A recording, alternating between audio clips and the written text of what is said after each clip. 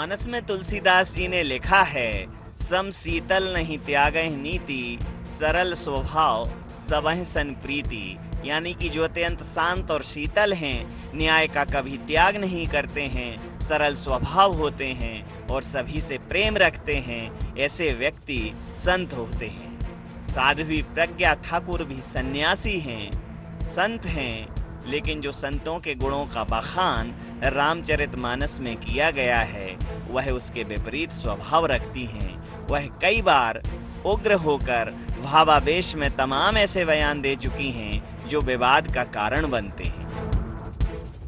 पठान की गठान नरोत्तम मिश्रा ने ऐसी बांधी कि खोलने का नाम ही नहीं ले रही है। जिस तरह से भगवा और हरा पहनाया गया है, गाने के रंग, गाने के बोल, पिक्चर का नाम, ये सामयिक नहीं है। इसमें सुधार किए जाने की आवश्यकता है।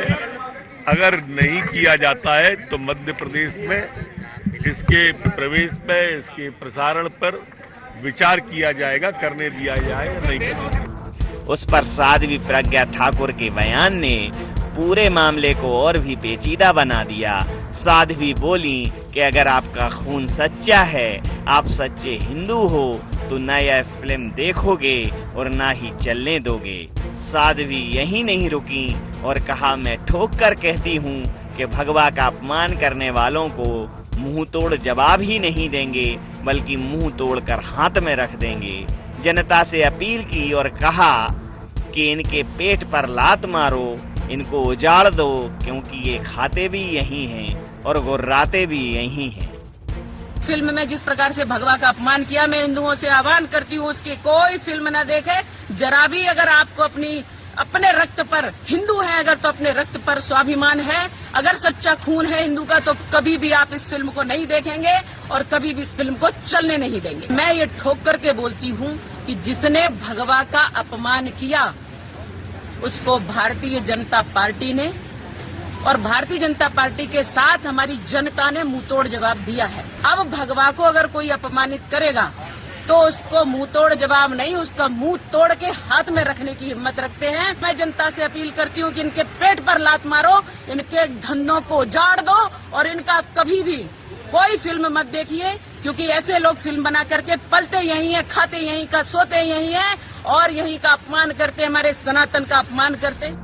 वहीं इस पूरे मामले पर कांग्रेस ने कहा कि क्या यह एक संत की भाषा है, क्या यह एक सांसद की भाषा है, क्या यह एक संवैधानिक भाषा है। कांग्रेस ने प्रज्ञा ठाकुर के बयान पर ऐतराज जताया और कहा कि यदि कुछ आपत्तिजनक है तो सेंसर बोर्ड उन दृश्यों को हटा सकता है। विरोध का यह तरीका असामाजिक है। आपको अगर किसी फिल्म पर आपत्ति है, आपको फिल्म की पृष्ठभूमि पर आपत्ति है, आपको फिल्म के गाने पर आपत्ति है, सेंसर बोर्ड आपका है, केंद्र सरकार में आप बैठे हो, आप जो चाहो जिस पर रोक लगा सकते हो। अगर वो अमर्यादित है, वो गलत है, तो आपको उस पर पूरी रोक लगाने का अधिकार है। संत की भाषा मर्यादित होना चाहिए। संत के बाद आप देश के सर्वोच्च सदन के सदस्य हो, आपको इस तरह की भाषा का प्रयोग ये शुद्ध रूप से संविधान का अपमान है, लोकतंत्र का अपमान है।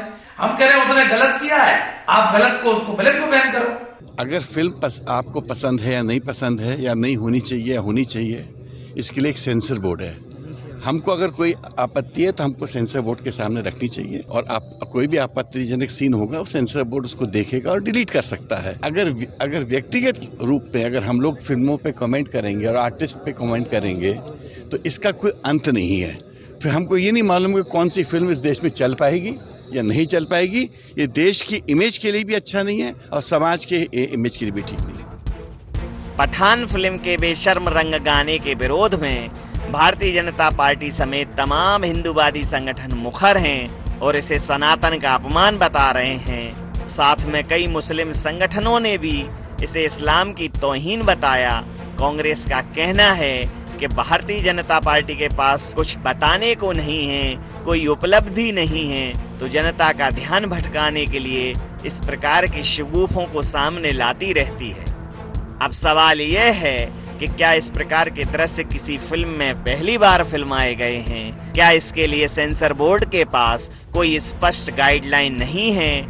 और अगर यह गाना आपत्तिजनक है या गाने के कुछ दृश्य आपत्तिजनक हैं, तो सेंसर बोर्ड क्या कर रहा है? क्या सेंसर बोर्ड सुषुप्त अवस्था में है? कुल मिलाकर जब इस प्रकार के मुद्दे राजनीतिक हो जाते हैं तो निश्चित रूप से राजनीति सेंसलेस नजर आती है। IND 24 के लिए नवीन पुरोहित की रिपोर्ट।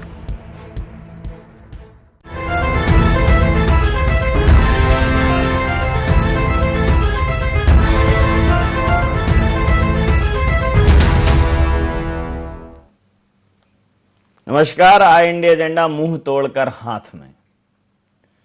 जी हाँ, अगर आपको अब आगे आने वाले समय में ये शब्द सुनाई दें कि ऐसी बात की तो जुबान खींच लेंगे, ऐसी बात की तो जुबान काट लेंगे, सर तन से जुदा और सर कलम कर देंगे, हलाल कर दिया जाएगा, कुल मिलाकर तालिबानी संस्कृति जिसकी हम दुहाई देते हैं, वस्तुतः वो है क्या?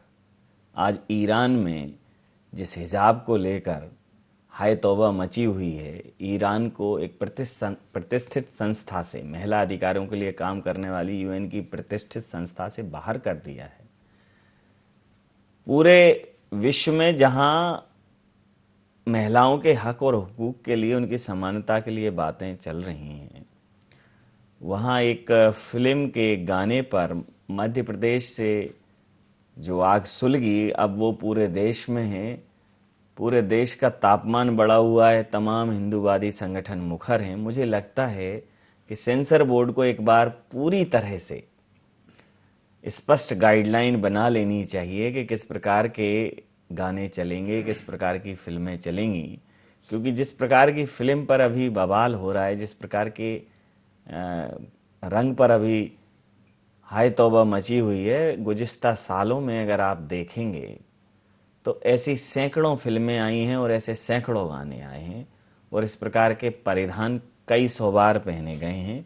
ये तो हुई फिल्म सेंसर बोर्ड की बात जो फिल्म सिनेमा पर रिलीज होती हैं, लेकिन अगर हम OTT प्लेटफॉर्म्स की बात करें जिसमें नेटफ्लिक्स है, अमेज़न है, प्राइम है, G5 है, सोनी लिव है, जहाँ कोई सेंसर नहीं है, जहाँ बेधड़क गालियाँ हैं, बेइंतहा जहाँ अंतरंग सीन हैं, बेशर्मी की हद तक फिल्मांकन है, वहाँ कोई कुछ कह नहीं रहा है। लेकिन चूंकि राजनीतिक मुद्दा बन चुका है, दोनों तरफ से हाय तौबा इस पूरे मसले पर भारतीय जनता पार्टी की तरफ से प्रज्ञा ठाकुर बहुत उग्र होकर बोली हैं कि पेट पर लात मारो, इनको बाहर करो, इनको उजाड़ दो।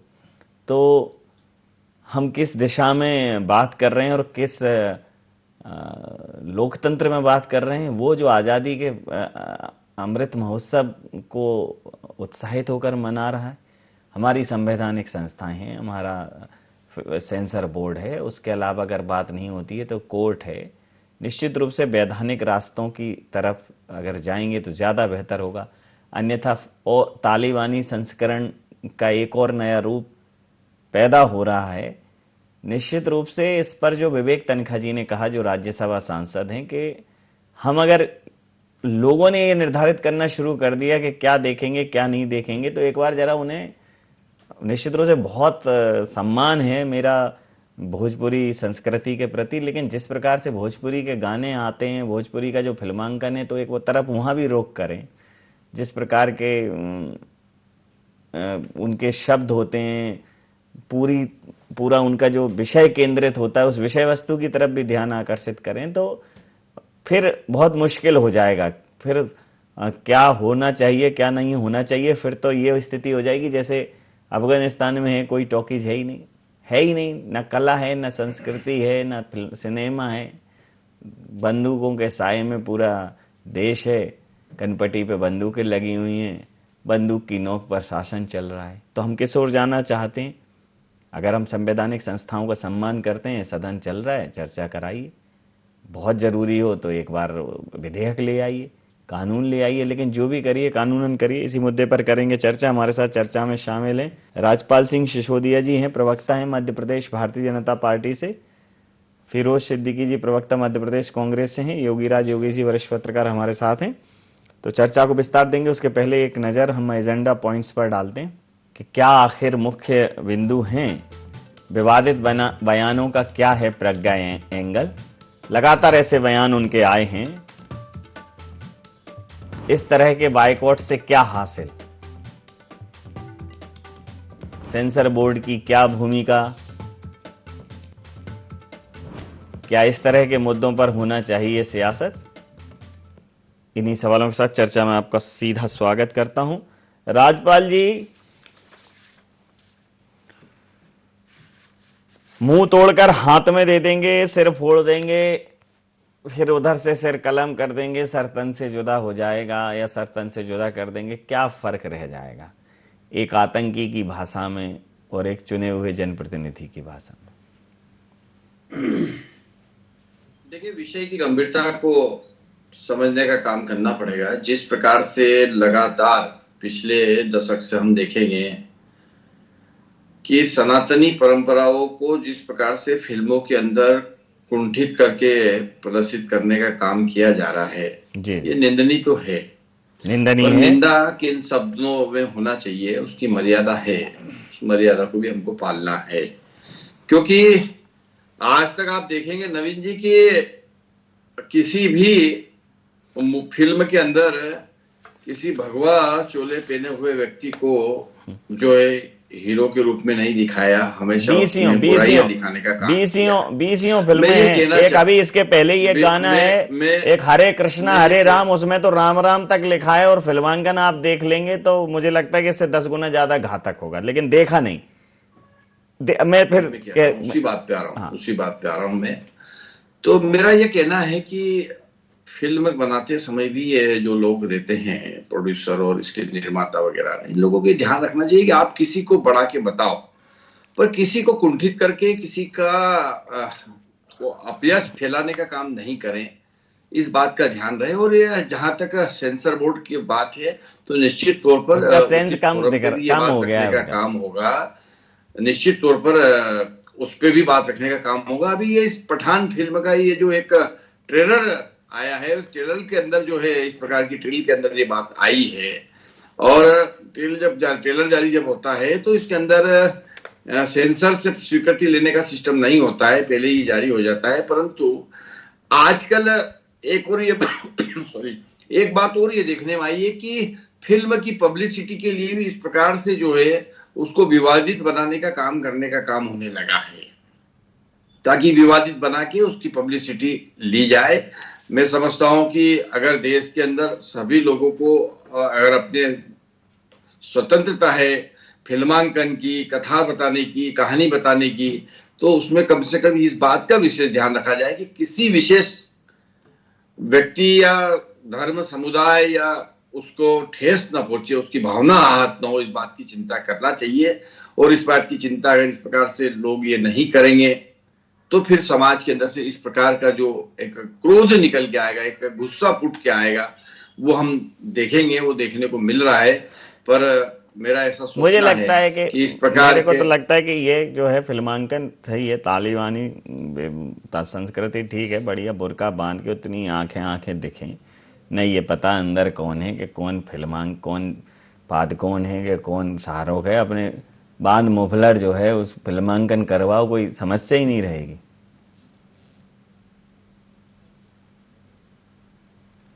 सिसोदिया जी, नहीं, मफलर बांध के भी जो मफलर का सीन है वो भी बताना चाहिए। पर देखिए नवीन जी, आप देखें उठा के पिछले 10 पिक्चरें फिल्में ऐसी है कि जिनको हम देखेंगे तो उसमें हम पाते हैं, देखिए मैं एक वर्ग विशेष, मैं इसलिए कह रहा हूँ कि एक फर्क रखना पड़ेगा। देखिए फर्क इसलिए रखना पड़ेगा कि मैंने तुलसीकृत रामायण में, अब सहन नहीं होगा, तुलसीकृत रामायण में नहीं, पहले भी सहन नहीं था, तुलसीकृत रामायण में मैंने संत का एक वो पढ़ा कि सम शीतल नहीं त्यागे नीति, चौपाई, सरल स्वभाव सबह सन प्रीति, माने संत वो जो शांत और शीतल हो, संत वो जो किसी भी स्थिति में न्याय का त्याग नहीं करे, सरल स्वभाव हो और सबसे प्रेम रखे, ये संत की परिभाषा है। बहरहाल चूंकि ये मुंह तोड़कर हाथ वाली बात पहली बार नहीं है, एक बार मैं आपको दिखाता हूं कि पिछले 1 साल में प्रज्ञा जी ने लगातार कैसे बयान दिए। एक बार तो मतलब माननीय प्रधानमंत्री जी ने भी कहा कि मैं उन्हें मन से माफ नहीं कर पाऊंगा। देखिए आप जरा, मेरे श्राप से हुई हेमंत करकरे की मौत 19 अप्रैल 2019। ये फिर उसके बाद बाबरी मस्जिद ढांचा गिराने का नहीं है अफसोस, 21 अप्रैल 2019। महात्मा गांधी को राष्ट्रपुत्र बताया, 21 अक्टूबर 2019। गोडसे को देशभक्त बताकर फिर उन्हें पलटना पड़ा, 28 नवंबर 2019। दिग्विजय सिंह को कहा था कि ये आतंकवादी हैं, 13 जनवरी 2021। जिन घरों में बुआ मौसी सौतेली मां की बेटी से शादी होती है वहां हिजाब पहनो क्या तो है, 16 फरवरी 2022। मेरे गोद लिए गांव में लोग बेच देते हैं अपनी बेटियां, 19 सितंबर 2022। हिंदू राष्ट्र बनेगा भारत, ज्यादा बच्चे पैदा करें क्षत्रिय, 13 दिसंबर 2020। तो ये लगातार, और अब मुंह तोड़ देंगे, फिर चर्चा में वापस आते हैं। तो फिरोज जी संभालिए। देखिए, ऐसा है कि जो कट्टरपंथी होते हैं वो सारी दुनिया में एक जैसे हैं। आप चाहे वो कोई सा भी कट्टरपंथ को ले लीजिए, जैसे अभी आपने ईरान का जिक्र किया, अफगानिस्तान का जिक्र किया, और ये भारत में भी इस ओर भारत को ढकेला जा रहा है। मतलब हम एक सिविलाइज सोसाइटी नहीं है, अब हमारा कानून में विश्वास नहीं है, अब हमारा लोकतंत्र जो है उसको भीड़तंत्र बनाया जा रहा है भारत में। सवाल ये है कि जब ये सब चीजें जो हैं रची हुई हैं बिल्कुल, और एक प्लानिंग के तहत की जा रही हैं, 15 लाख दूंगा, 2022 तक सबके घर में छत हो जाएगी, डॉलर 40 रुपए का मिलेगा, वो हो गया 85 का, पेट्रोल 40 का मिलेगा, वो हो गया 120 रुपए का, किसान की आय दुगनी हो जाएगी 2022 तक। जब सारे मुद्दों पर भारतीय जनता पार्टी फ्लॉप हो गई, तो अब ये एक नया शगुफा चालू कर दिया है इन्होंने कि अब इस तरीके से कोई भी मामले को लेके ये पकड़ लेते हैं। और निश्चित रूप से ऐसा ही हुआ है, जो ये कहें वो सही है दुनिया में, बाकी कोई बात सही नहीं है, जो ये सड़क पे खड़े होके कह दें वो सही है। और आपके संघ के पदाधिकारी जो संघ के प्रचारक रहे, कभी पथ संचालन करते थे, वही सेंसर बोर्ड के मेंबर हैं आज की तारीख में। तो ये सब लोग क्या नाकारा हैं जो अब आपको सड़कों पे आना पड़ा? अभी तक 2 दिन से ये विवाद चल रहा है, और इतना हाईलाइटेड विवाद है कि ये इस विवाद को जो है विवाद को लेकर अभी तक सेंसर बोर्ड ने बयान जारी नहीं किया कि इस मामले को हम देखेंगे। और इस देश में सही बात है, कानून है, सेंसर बोर्ड है, सेंसर बोर्ड के पास जाइए। आपको आपत्ति है, बिल्कुल होना चाहिए, हम आपकी आपत्ति से गुरेज नहीं करते, लेकिन आप हर बात को विवाद बना लेंगे। फिल्म इंडस्ट्री वो इंडस्ट्री है जिसने इस देश के करोड़ों लोगों को रोजगार दिया, इस देश में करोड़ों रुपए की आय, जीडीपी में एक उसकी हिस्सेदारी है। फिल्म इंडस्ट्री जो है, बॉलीवुड जो है, पूरी दुनिया में मशहूर है, भारत पूरी दुनिया में एक उसने नाम किया है। अब आप इसको भी बंद करवाना चाहते हैं क्या? आपकी जो सोच है, मैं ये कहता हूं कि आपने, ठीक है, भगवा को लेके आपको परेशानी है, तो आप सेंसर बोर्ड के सामने फिर क्यों नहीं गए? अगर ये सांसद महोदय को परेशानी थी तो ये ध्यान आकर्षण सूचना ले आती हैं। अभी तो पार्लियामेंट चल रही है, ले आती है एक ध्यान आकर्षण सूचना, और उस पर सरकार जवाब देती। असल में बात यह है कि आपकी सरकार नाकारा हो गई है। एक तरफ सरकार चुप रहती है, संगठन हल्ला मचाता है, और ये जो नफरती बयान दे रही हैं तो ये पार्लियामेंट में खड़े होकर दे रही है। अभी सुप्रीम कोर्ट ने ये गाइडलाइन जारी की है कि जो भी नफरती बयान देगा, पुलिस कमिश्नर सीधा जिम्मेदार है, उसकी एफआईआर होनी चाहिए। तो क्या एफआईआर सिर्फ विपक्ष के लोगों की होगी, आम लोगों की होगी? जो भारतीय जनता पार्टी का है वो बिल्कुल साफ सुथरा एकदम रहेगा। तो आप क्या हुकूमत सेवा कर रहे हैं या हुकूमत कर रहे हैं देश में? इस बात का भी जवाब दीजिए। प्रतिक्रिया ले लेता सर। जिस प्रकार से एक गाने को लेकर जो विवाद किया गया है, हालांकि अभी इस गाने में किसी इसकी न तो पटकथा कुछ धार्मिक है, न इससे रिलेटेड कुछ आया है, उसके कलर को लेकर बड़ी आपत्ति है। तो मुझे लगता है कि अब सरकार को ये समझना चाहिए कि अगर इस प्रकार की चीजें रोक टोक करनी है तो सेंसर बोर्ड को एक स्पष्ट गाइडलाइन हो जाए, सेंसर बोर्ड की जो गाइडलाइन है उनको अपडेटेड कर दें कि इन मुद्दों को हम जगह नहीं देंगे। लेकिन अगर यहाँ सोचना है तो सोचना उन OTT प्लेटफॉर्म पर भी पड़ेगा जहाँ नग्नता भरी पड़ी है, उन वेबसाइटों को भी सोचना पड़ेगा जो पोर्न परोस रही हैं। मतलब गुड़ खाएंगे और गुलगुलों से परहेज करेंगे तो कहीं सुधरेगा नहीं कुछ। नहीं नवीन जी, आपकी बात से मैं भी सहमत हूँ। और असल में क्या है, कई बार फिल्मों की बात करते ज़रूर हैं और फिल्में देश की संस्कृति में रची बसी है, लेकिन पिछले कुछ सालों से फिल्मों में क्या दिखाया जा रहा है ये सब हम जानते हैं। ऐसे बेहुदा और बेढंगे गाने, फिल्में, ये सब ये आज का ही नहीं है। मतलब पिछले 1 साल में इस प्रकार के ढेरों गाने हैं, लेकिन फिर वो आपको एक स्पष्ट गाइडलाइन लानी पड़ेगी। भाई उनको रखिए, आप रखिए उसमें वयस्क फिल्मों की श्रेणी में, उनको मत दीजिए इस प्रकार के वो। नहीं, वयस्क मैस कुछ नहीं होता। या तो फिल्म चलेगी या बंद होगी। बस इस तरह की ऊट पटांग बातें बिल्कुल नहीं बर्दाश्त की जानी चाहिए। ये A सर्टिफिकेट दे दो, B सर्टिफिकेट दे दो, उससे होता है क्या? आपसे उसका जो मंतव्य जो पहुंचाना चाहते हैं वो तो पहुंच ही जाता है। तो आप टोटली बैन क्यों ना करें? बिल्कुल आप ऐसी गाइडलाइन बनाएं जो सभी धर्मों की संस्कृति के अनुरूप हो, चाहे वो फिल्म बॉलीवुड हो, चाहे वो OTT प्लेटफॉर्म हो, चाहे कोई सा भी प्लेटफॉर्म हो। ये इस तरह की अश्लीलता, उटपटांग ये बिल्कुल नहीं चलनी चाहिए और स्ट्रांगली इस पर कमेटी बननी चाहिए, उस पर कार्रवाई होना चाहिए। नहीं तो होता है क्या है कि जैसे अपन जैसे बात कर रहे हैं, चर्चा चल रही, साहब ये सेंसर बोर्ड का दायित्व है। ये सेंसर बोर्ड का दायित्व है ही, उस निर्माता, निर्देशक, प्रोड्यूसर का क्या दायित्व है? क्या वो ऐसे उटपटांग चीजें बनाते रहेंगे क्या? हम सबको अपनी रेस्पॉन्सिबिलिटी भी तय करनी पड़ेगी, हमको भी एक प्रेशर बिल्डअप करना पड़ेगा। ये नहीं कि होता तो यही हो, मान लो सेंसर बोर्ड बैन भी कर दे तो OTT को तो कोई बोर्ड नहीं है। तो जिस तरीके की गाली OTT पर परोसी जा रही हो यही रहा है। कई बार फिल्में या तो बैन लग जाती हैं, कैसा हम टॉकीजों में नहीं लगाने देंगे और नहीं चलने देंगे, लेकिन वो फिल्म OTT पे चलती है। दूसरा, वो OTT पे नहीं भी चलती तो इसके इतने स्कोप रहते हैं कि वो विदेशों में चल जाती है। तो जो उन्होंने खर्च किया है उस फिल्म को बनाने में, वो उनकी आसानी से निकल जाती है। तो उनको और बल मिलता है कि साहब हम तो ऐसी फिल्म बनाएंगे, आप ज़्यादा से ज़्यादा हिंदुस्तान में नहीं देखने दोगे, बाकी जो हमने पैसा लगाया वो तो निकल जाएगा। तो स्ट्रांगली बिल्कुल होना चाहिए सेंसर बोर्ड को कि ये ना भारत में चलेगी, ना हम उसको कहीं चलने देंगे। इस पर सदन में एक गंभीर चर्चा होनी चाहिए। अभी सदन चल रहा है, कानून बनना चाहिए। सरकार को लगता है बहुत आवश्यक है एक विधेयक ले आए। नहीं, बिल्कुल सही बात है, क्योंकि हो ये रहा है कि आजकल की पूरी पीढ़ी बर्बाद हो रही है। और ये हीरो हीरोइन जो हैं, ये एक समय था जब लोगों के आदर्श हुआ करते थे, लोग देखा करते थे। आज गांजा भांगा चरस पी के फिल्में कर रहे हो आप, लेट नाइट पार्टियां कर रहे हो आप, आपका खुद का चरित्र इस लायक नहीं बना कि आपको पर्दे पे देखा जाए, तो आप क्या मैसेज देंगे लोगों को? आपका खुद ऐसा साफ सुथरा पहले आपको चरित्र निभाना पड़ेगा, तब जाके तो लोगों को आप समझा पाओगे कि कैसी फिल्म है। केवल जरा सी पब्लिसिटी के लिए, जरा सा धन कमाने के लिए आप कुछ भी 2-3 सीन डाल दो, उसको कंट्रोवर्सी क्रिएट कर दो, हिंदुस्तान में यहाँ से वहां तक होल्ला मचा दो, यहाँ नहीं चले तो विदेश में रिलीज कर दो, OTT पर रिलीज कर दो। तो ये जो मानसिकता है पूरी तरह से बदलनी पड़ेगी और बिल्कुल ऐसी गाइडलाइन बने कि कुछ भी एक भी यदि दृश्य ऐसा है तो वो पूरी फिल्म बैन की जाए। बिल्कुल ठीक। क्या कहेंगे सिसोदिया जी? बहुत अच्छा सुझाव है, बहुत अच्छा सुझाव है। इस सुझाव को आगे बढ़ाना चाहिए, बढ़ाने का काम करेगी सरकार भी हमारी जी। निश्चित तौर पर आदरणीय जो कह रहे थे अभी, वो बात में दम है।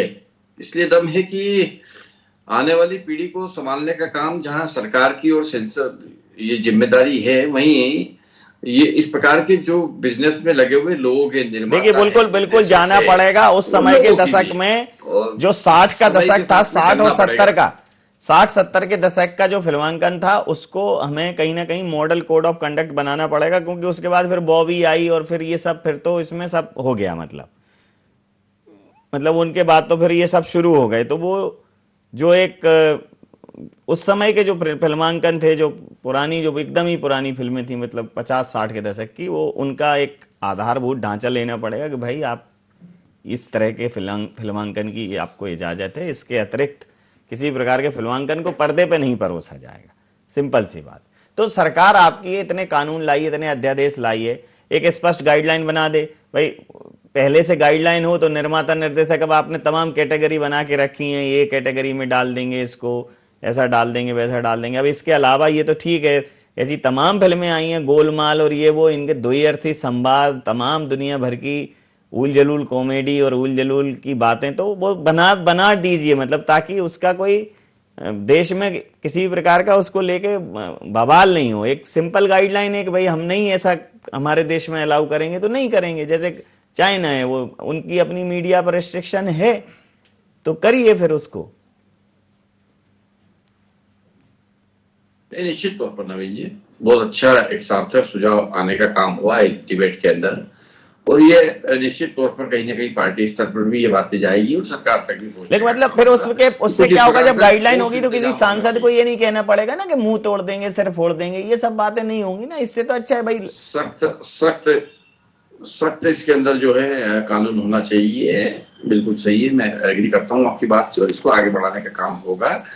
और निश्चित तौर पर इस प्रकार से किसी धर्म को मानने वाले या किसी बहुसंख्यक वर्ग हो या चाहे कोई सा भी वर्ग हो, उनकी भावनाओं को आहत करने वाली कोई गतिविधि इस प्रकार की फिल्मों के माध्यम से या नहीं आए, इस बात की भी चिंता करना चाहिए निर्माता निर्देशक लोगों को भी, और उनके खिलाफ सख्त कार्रवाई करने का प्रावधान भी इस तरीके से होना चाहिए। जी जी फिरोज जी, देखिए ऐसा है कि भारतीय जनता पार्टी कई तरह के चेहरे रखती है और कई तरह के चेहरे इनके चलते रहते हैं। ये क्या है, फिल्मों को हिट कराने की सुपारी भी लेने लगे। अब इन्होंने एक नया धंधा शुरू कर लिया है। वो ये जैसा कि योगी राज जी ने कहा ना, इससे मेरे दिमाग में आई ये बात कि एक तरफ सीन बनाए जाएंगे, सेंसर बोर्ड चुप रहेगा, सरकार चुप रहेगी, और भारतीय जनता पार्टी सड़कों पर हल्ला करेगी और हल्ला करेगी। जितनी पब्लिसिटी इस पठान को मिली है, अगर मैं समझता हूं 50 करोड़ भी वो खर्च करते तो उनको पब्लिसिटी नहीं मिलती इतनी जितनी पब्लिसिटी इसको मिली। पद्मावत के साथ भी यही हुआ कि उसको इतनी पब्लिसिटी मिली कि वो सुपर डुपर हिट निकल गई वो फिल्म। वहां से ये धंधा सीख गई भारतीय जनता पार्टी। दूसरी बात ये है कि आप संत कहते हैं प्रज्ञा ठाकुर को, तो संत का ये व्यवहार होता है कि वो नफरती बयान दें। संत का ये बयान होता है कि मुंह तोड़ के हाथ में दे देंगे। संत का ये बयान होता है, आप देखिए, मैं स्वामी सर्वोत्तरानंद सरस्वती जी महाराज थे शंकराचार्य, अब वो गुजर गए, लेकिन उनका व्यवहार था बोलने का, क्या तरीके से वो अपनी बात को कहा करते थे, किसी को आहत नहीं करते थे। और तो और आपके दो काम एक साथ सीधे हो रहे हैं, एक तो फिल्म भी हिट हो रही है, और पठान की जगह अगर टनाटन होता, और ये जो शाहरुख खान की जगह अगर वो आपके एक हीरो नहीं हो जो मोदी जी से पूछ रहे थे कि आम कैसे खाते हैं, चूसते कैसे हैं, काट के खाते हैं, वो होते तो कुछ नहीं था। भारतीय जनता पार्टी बढ़िया चलने देती है फिल्म में। कितने लोगों ने सोशल मीडिया में डाला है कि आपके सांसद के भाई जो है उनकी वो भगवा वस्त्र के साथ कैसी अश्लील जो है एक गाने में डांस कर रहा है। मुझे नहीं मालूम वो सही वीडियो है, सही फिल्म है। किसी ने स्मृति ईरानी का डाला है फैशन शो में कि भगवा पहनी है और फैशन शो में है वो। ऐसे बहुत सारे डाले, क्या सही है क्या नहीं है, लेकिन प्रतिक्रिया के साथ चर्चा समाप्त करूंगा। और एक योगी राज जी, सरकार इस मामले में कब जवाब देगी ये बहुत बड़ी बात है कि इस पूरे मामले में सड़कों पर बवाल है, अनावश्यक के आरोप प्रत्यारोप हैं, लेकिन इसमें सरकार का अपना कोई रुख स्पष्ट नहीं है। क्योंकि देखिए, आपको रूल तो लाने पड़ेंगे। जैसे अवैध हथियार रखना गैर कानूनी है, अगर आप उस पर इस प्रकार का कोई नियम नहीं हो तो हर आदमी हाथ में कट्टा लिए दिखाई देगा आपको, तो आपको कानून तो लाना पड़ेगा। और कानून अगर आप नहीं लाएंगे तो फिर अगर जनता तय करेगी तो फिर तो लोकतंत्र और भीड़तंत्र में अंतर क्या रह जाएगा। नहीं, कानून भी लाना पड़ेगा और कानून पर इम्प्लीमेंट भी करना पड़ेगा। नहीं, कानून होगा तो इम्प्लीमेंट होगा, अभी तो है ही नहीं, इसको लेकर कोई गाइडलाइन ही नहीं। नहीं, अब जैसे हमेशा अपन देखते हैं सिगरेट पीना स्वास्थ्य के लिए हानिकारक है, ये सब वैधानिक चेतावनी जारी कर दी, मतलब उनकी जिम्मेदारी खत्म। तो क्या सिगरेट पीना बंद कर दिया लोगों ने? नहीं कर दी। तो आपको उस पर करना पड़ेगा। शराब बंद कर दी लोगों ने, बिहार में बंद है, गुजरात में बंद है, जाना कौन कौन से स्टेट में बंद है, और जहरीली शराब से लोग मर रहे हैं। तो ऐसी चेतावनी, ऐसी कार्रवाई से क्या मतलब? जब तक आप स्ट्रिक्टली उसको फॉलो नहीं करेंगे, ऐसा कानून आप बनाओ, यदि शराब से कोई मरेगा तो उसकी जिम्मेदारी उस शराब पीने वाले की होगी। सिगरेट पी के कोई मरेगा या सिगरेट पी के कोई या सार्वजनिक स्थानों पे आपने सिगरेट पी तो आपको सीधा अंदर कर दिया जाएगा। जब तक आप तो यही तो है, ये कड़े कानून हैं, ये जो जितनी भी जो ये जो कट्टरपंथी जो इलाके हैं, तो आपको ऐसा कानून लागू करना पड़ेगा ना। आप एक तरफ आप लोगों से निवेदन करते हो कि साहब भैया सिगरेट मत पियो। अरे जो सिगरेट पी रहा है उसको सिगरेट से बंद करो जरा 2-3 दिन, समझ में आ जाएगा। ठीक बात। संस्कृति कितनी प्रदूषित हो गई है। अभी आप अपने ऑफिस से बाहर जाओ, आप लड़के तो छोड़ो, लड़कियां सिगरेट पी रही है, शराब पी रही है। अरे अभी एक रिपोर्ट आई है, इस मध्य प्रदेश में तो लिकर और इसका कंजप्शन करने में लड़कियां बहुत आगे, 27% इजाफा हुआ है। हालांकि कानून तो लाना पड़ेगा, तब इस पर चर्चा होगी, इम्प्लीमेंटेशन तो बात की बात है। समय सीमा के लिए मैं माफ़ी चाहता हूँ, समय सीमा के चलते मैं ये चर्चा यहाँ समाप्त करूँगा। आप समस्त महानुभावों का बहुत बहुत धन्यवाद।